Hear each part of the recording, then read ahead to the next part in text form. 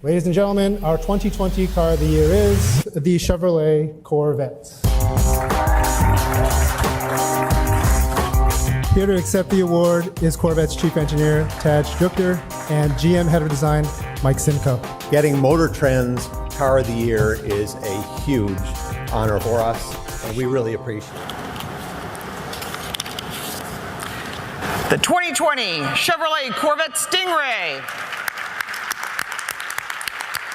The jury panel for this award is vast, expert, deeply experienced, and so winning, a consensus from that group for Car of the Year is really, really important to us and really powerful validation of what we've been doing. So let me now turn your attention to the screen for MotorWeek's 2020 Driver's Choice Award, Best of the Year.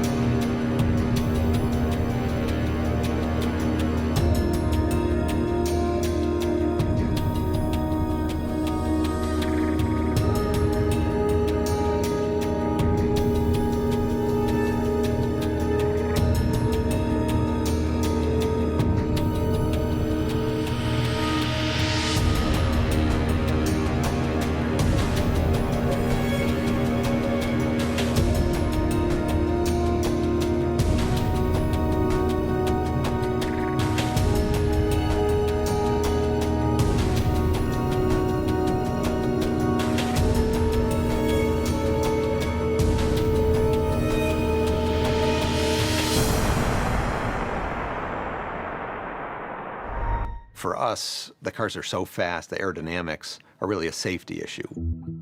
It's not like you can just pen any design and then just apply it over the rest of the body. So doing thumbnail sketches, early ideas, it helps us understand the lay of the land more or less, the opportunities that we have within the aerodynamics of this car. When you look at the new mid-engine Stingray, you can see the effect of aircraft design. Lean, purposeful surface development, and in particular, the aerodynamic aspects. In terms of the three elements that play a part in that. Drag, of course, that's the efficiency of air going over the surface. Cooling, and then downforce, keeping the vehicle stable. Those fundamentals were real important at the beginning. And once you nail those down, then it kind of gets into more of the sculpture of the car.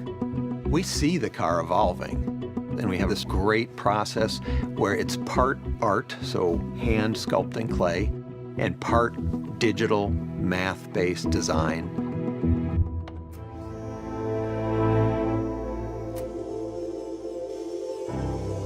So we sculpt the car, then we scan it, and then we'll use numerically controlled machines to recut that surface back on the clay.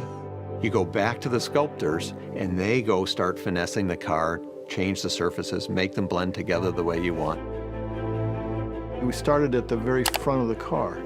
And at the very center of the front of the car is your highest wind velocity. We don't want a bunch of air under the car because that creates lift. So we have a bunch of air dams.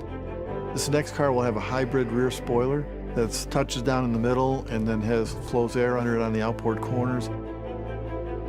Developing the aerodynamics, there are things that we do so that we can see the cause and the effect. The Corvette has heat exchangers tucked away behind all of the openings. The air runs down the side of the car, and then we actually pump that air through the engine compartment, and it's evacuated through the rear wheel openings underneath the car and through vents that we have added to the hatch. It doesn't look like there's any fat in the car at all. All the surfaces are pulled as taut as possible over the mechanicals underneath. And that gives the car a real dynamic energy, something that draws people to it visually. Everything is new about this car, and of course, for design, we want to leverage that. As we watch the car evolve, we see the themes coming out. We see the car move towards its production shape. We left no stone unturned.